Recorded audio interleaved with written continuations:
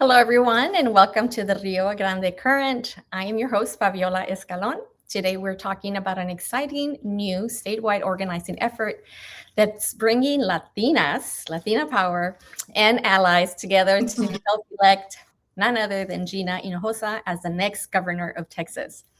Joining me is Michelle Vallejo, a South Texas leader, strategist, entrepreneur, and a two-time congressional nominee for Texas 15 Congressional District. Michelle has spent building coalitions, advocating for working families, and expanding civic engagement throughout South Texas. Today, she's here to talk about the launch of Latinas for Gina Hinojosa and why this movement matters.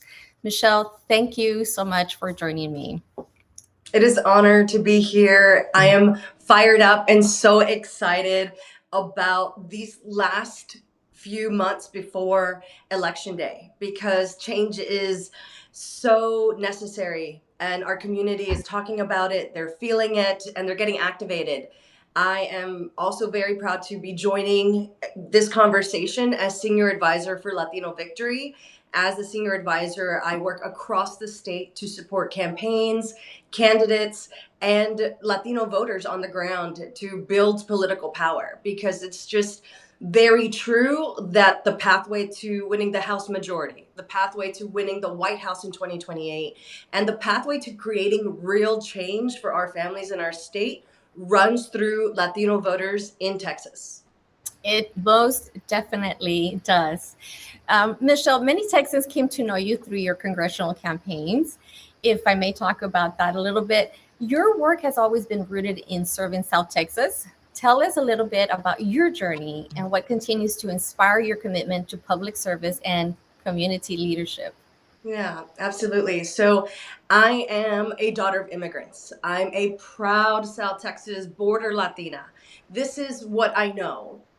Politics is a part of our life, it's embedded into what we do every single day. And I also grew up in my family business, which is La Pulga, or the flea market, for those who aren't familiar with La Pulga is yet. And this is a place where our community comes together to create opportunity for their families. We don't ask, where do you come from? We don't ask where home is because we know that you are there. We know that together we are family. Together we make a home to create opportunity for our loved ones, whether that's our children to make sure that they have a fair and good education, or for our elders to make sure that they're able to retire with dignity, get the health care that they need, be able to have food on their tables. And this is an example that my parents demonstrated to me, but also all those that I've worked with all along the way have only given me the example of being a servant.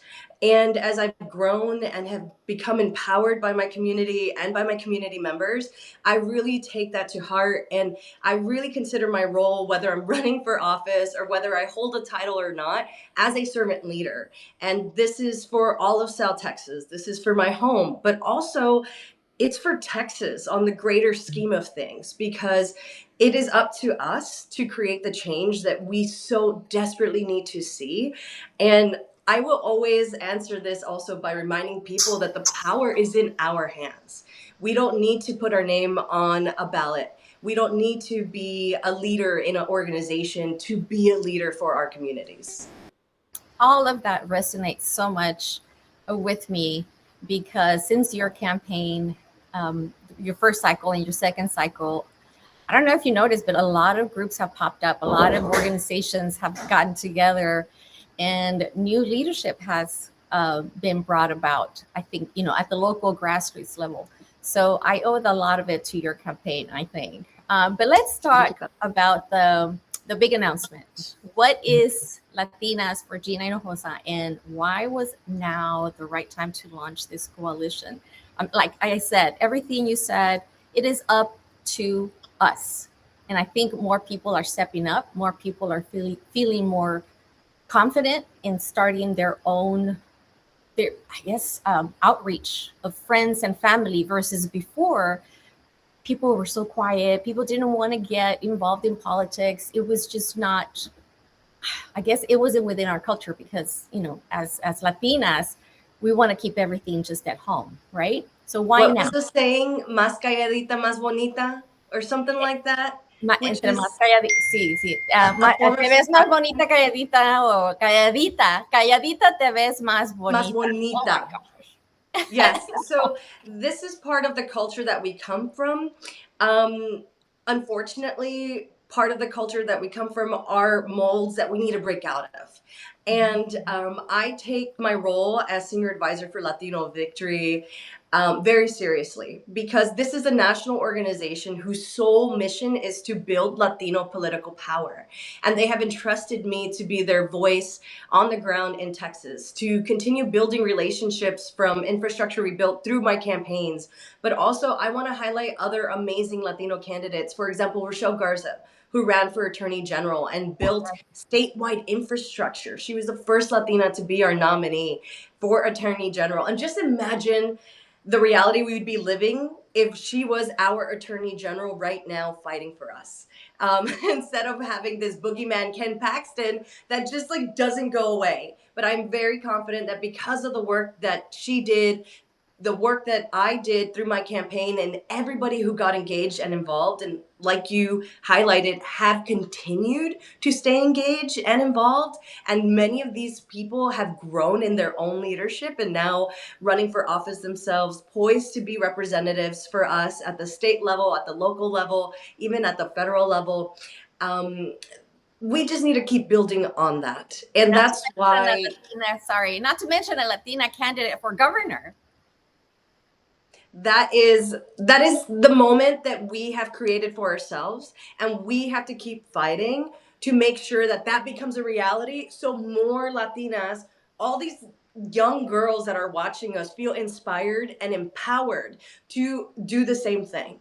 And this moment is critical because there is so much energy around the fact that our communities are being targeted unfairly, are being treated with such inhumanity. Just this week, I was at an event in San Antonio. It was the People's Hearing on Immigration Enforcement, where we heard testimonio. We heard people's stories that were getting documented about the inhumanity, about the lack of legal representation, the need for habeas corpus, the need for justice, accountability, and to set the record straight for our families. Because when you attack an immigrant family, when you attack an individual person who's being racially profiled, you don't just hurt that one person, you hurt their entire family. When our families are hurting, you hurt our entire community.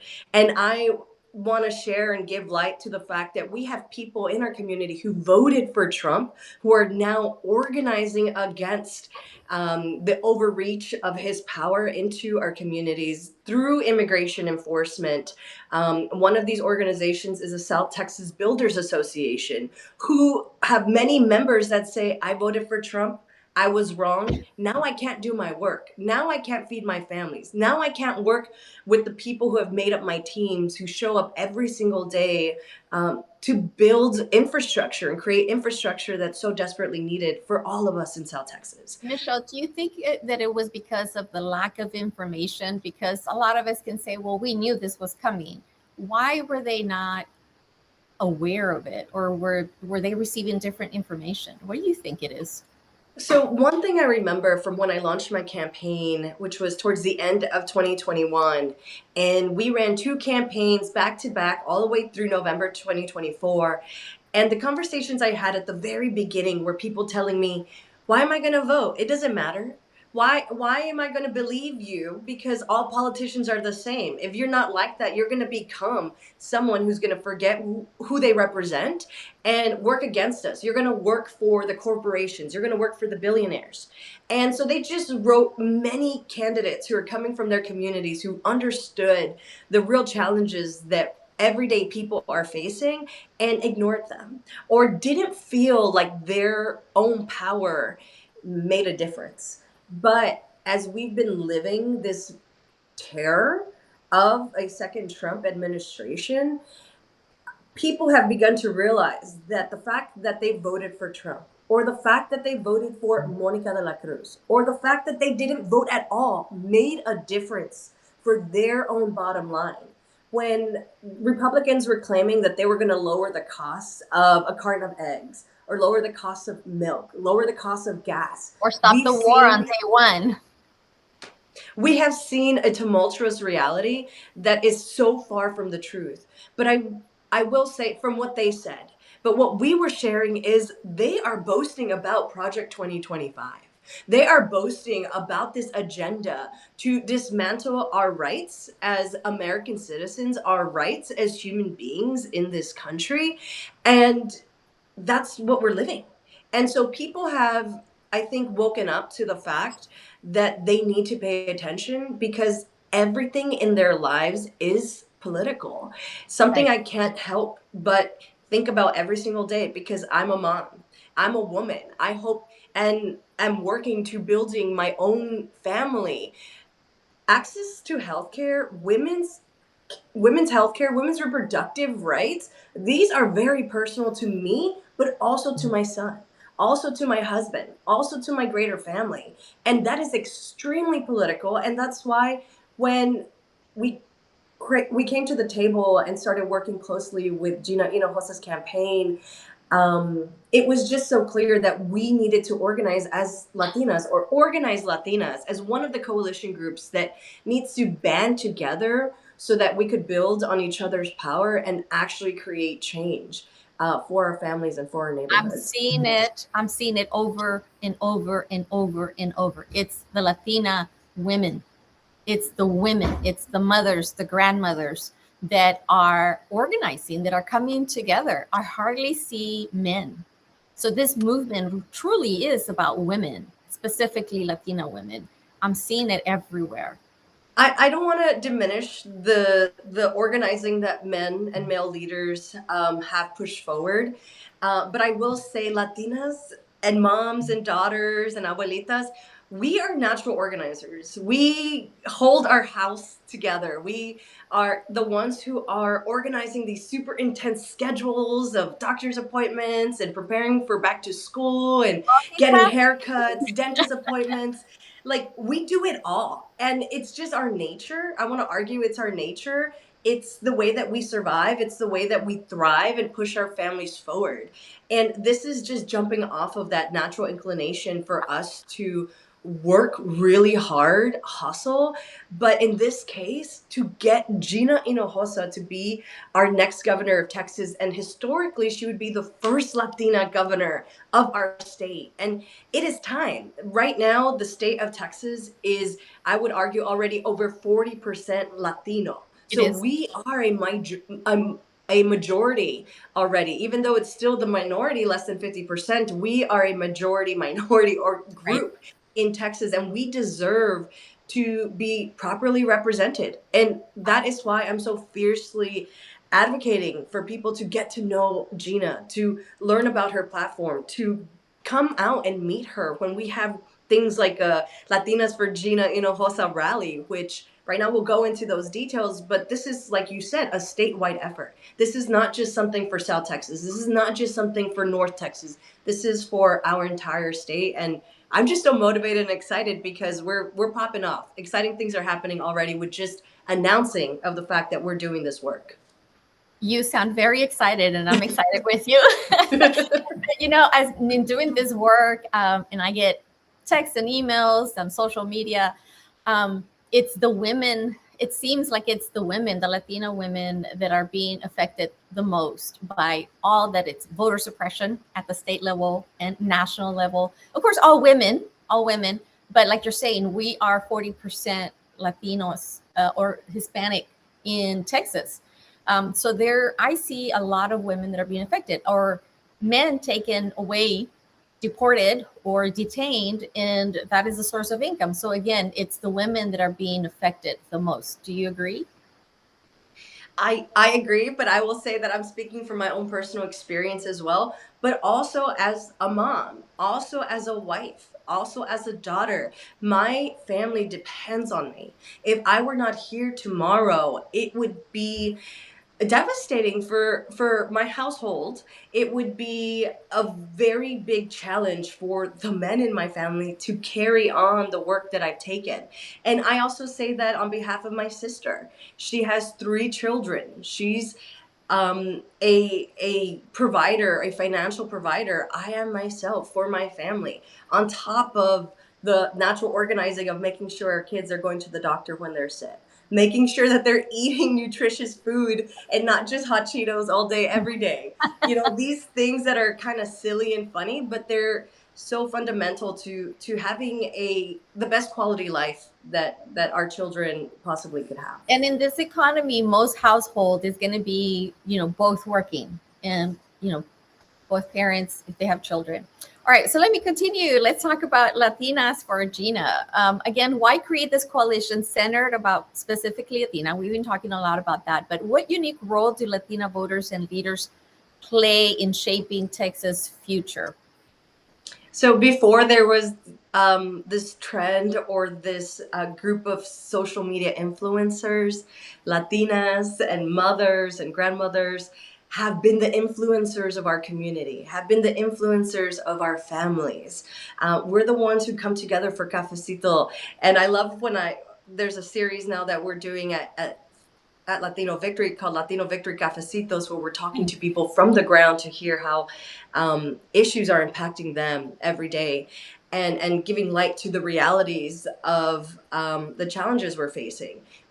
But it's funny because as soon as we said cafecitos, people started saying, "Oh, cafecito y chisme." And I'm like, "Oh, yes, definitely cafecito and chisme." And it's like we corre la voz among the women, among Latinas in a unique way. And That's how it I is with remember, us. Yeah, that's how it is with us. and I remember on the campaign, my first campaign, I had no name ID. I was just a young girl who was working at the Pulga, speaking up because there I saw so many things that were unfair and hurting my literal neighbors and my family. And it was the chisme strategy, or it was the chisme effect. Like, that's how we had to get the word out, Right. because we didn't have money. We were up against a lot of money. We even came out with very bright and vibrant colors so that we could stand out and we wouldn't get drowned out in a sea of billboards that all looked the Right. same. Right. And those were all strategic um, tactics. They were all tactics for us to get the word out. And this is what I see Latinas doing. And we're coming off of a moment that just happened, where we have a congressman out of Texas, Brandon Gill, who tried to equate Latina power with white power. And I'm like, dude, you need to go pick up a history book. You are embarrassing our entire state with that line of questioning. And I love that the reaction was Latinas and Older. people coming out with even with all these t-shirts, all these merchants who sell Latina power paraphernalia are selling out, and I'm like, let's go. It's just giving us more animo and more money and more resources, Mine and didn't we're come in doing the on right thing time for with it. this interview. Sorry. Mine did not come in on time for this interview, but I ordered my paraphernalia. Latinas are powerful. I've been wearing it every day, so I was like, let me wear something a little different today, but I'm wearing it every day. You already had one. You already had one. So, uh, like you're saying, name ID. I'm going to be honest. There are people who still don't know who Gina Hinojosa is. Why do you believe so? We're building that name recognition.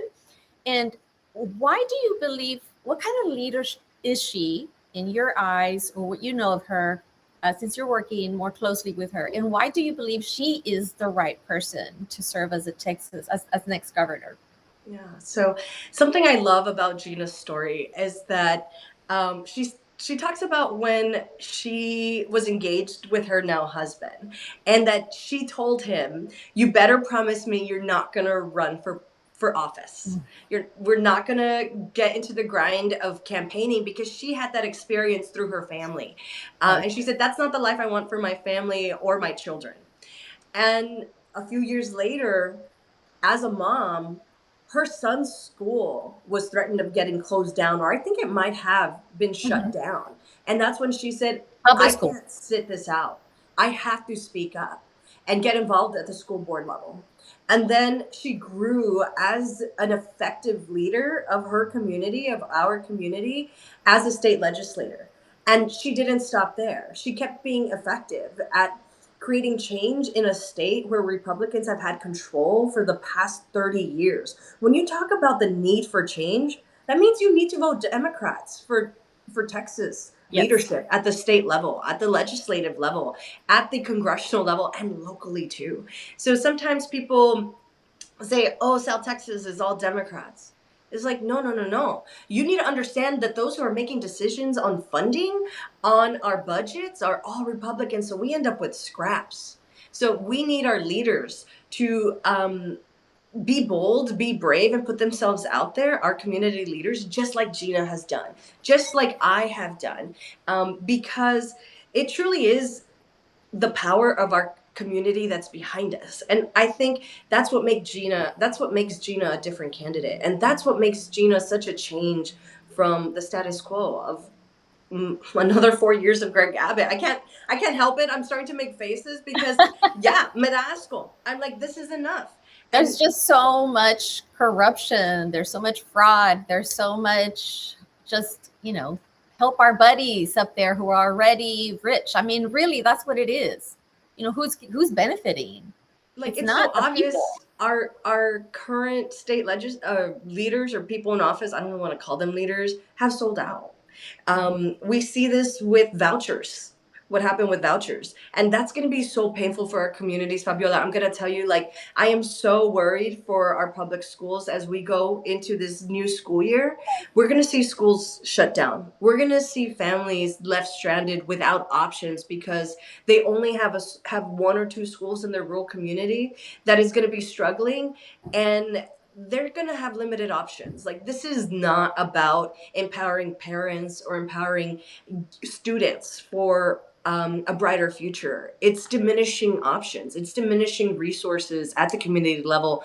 And we're going to see that affect public health. We're going to see that affect, yes, education in our and And less levels. federal, yeah, less federal You're a dollars are teacher. also You coming in. you have a Yes, background as an educator. So right. you know this fundamentally, that it truly impacts communities at every level and also economically. So I feel like sometimes when we go into this dynamic of Republican versus Democrat, Republicans frame it only around economics, right? Well, we could talk about the economics. We could talk about how it's going to affect negatively the bottom line for Texas, our workforce, our public safety, our access to healthcare because of healthcare professionals or lack thereof.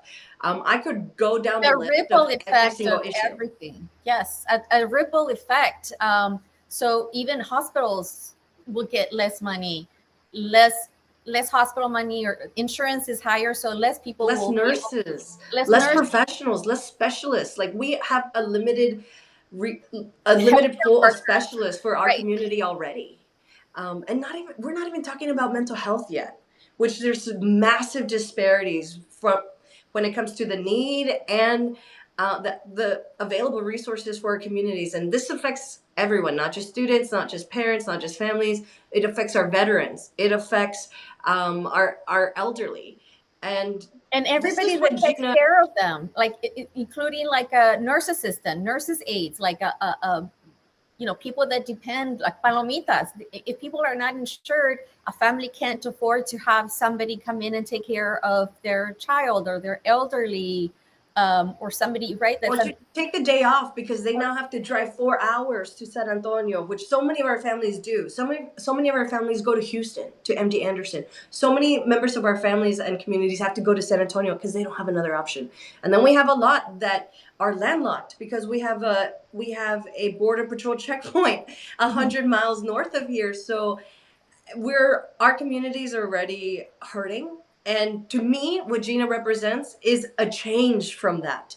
It's course correcting all of these bad decisions and this failure of leadership at the highest level. And I am excited about the Senate race. I am excited about the congressional races. Latino Victory, like I said, we work with candidates across the state, but also up and down the ballot. But when it comes to the most effective change that I believe that can be made for everyday Texans, we need Gina Hinojosa to win this race.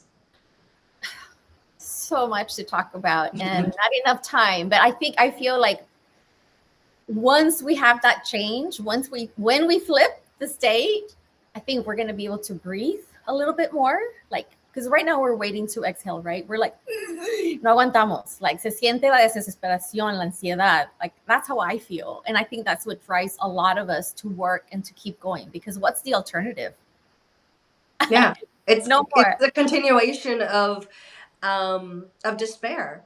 And I do want to talk about, because I think I'm gonna have to jump soon, but I do want to share about this event. I do Yes. want to share about Latinas for Gina Hinojosa and what it means. It's not just one event. So we're having a kickoff launch rally, a community rally in San Antonio, August 11th, which is this coming Tuesday.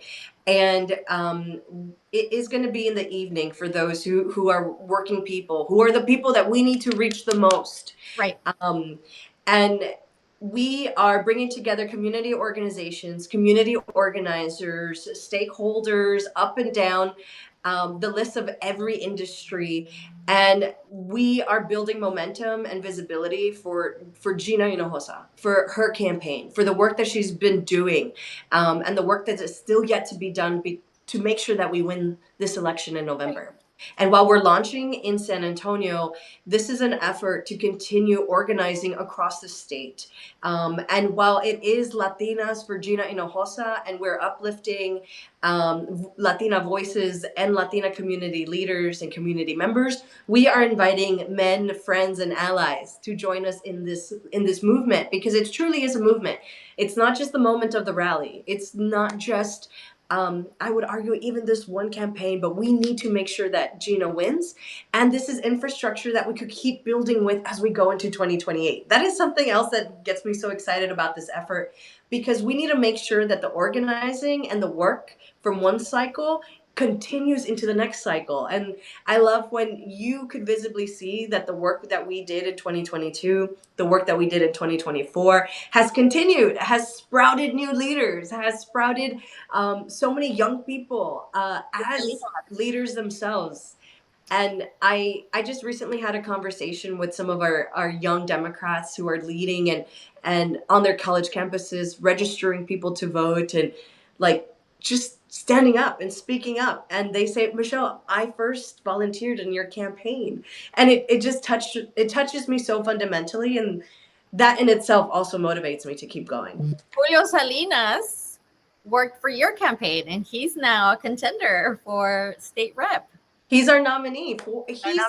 He's my nominee. I live in his district. He will very much be my representative in the state legislature, because we're going to make sure that he wins too. Real quick before I forget, how do we Latinas for Gina Hinojosa? What plans do they have to engage the communities here in the Rio Grande Valley?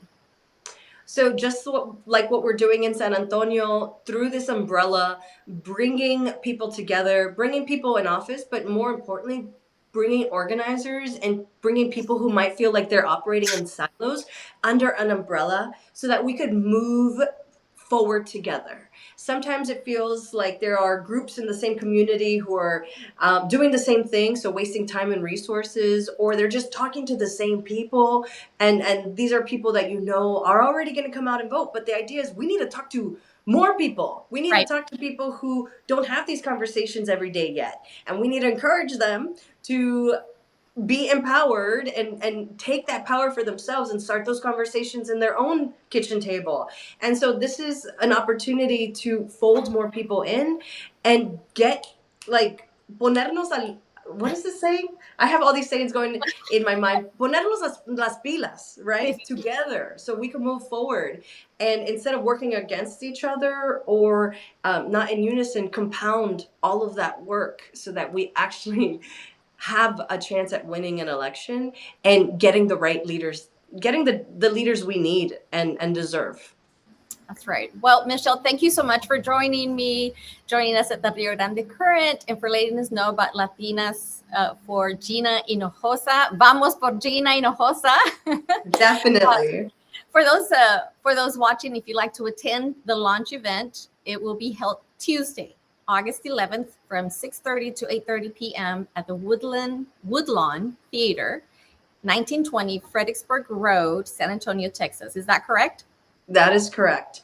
All right. We're going to have, I want to share also that we have a very exciting announcement about a special guest who will be joining us. We just got confirmation this morning. So I looking forward to being able to announce that. But people are paying attention. No People sneak are peek plugging here. in. I don't have the green light to share it just yet, but I'm able to tease it. So I want people to pay attention and just know that we're going to have some really exciting things in San Antonio, and we're looking to bring this excitement to your community as well in the state of Texas. So go follow Latino Victory on Instagram and on Facebook. Stay engaged. Come find me. I'm on Instagram, michellevallejo.tx, and let's get to work together. Let's do that. Thank you again, Michelle. I'm Fabiola Escalon. Thank you, everybody, for watching, and we'll see you next time.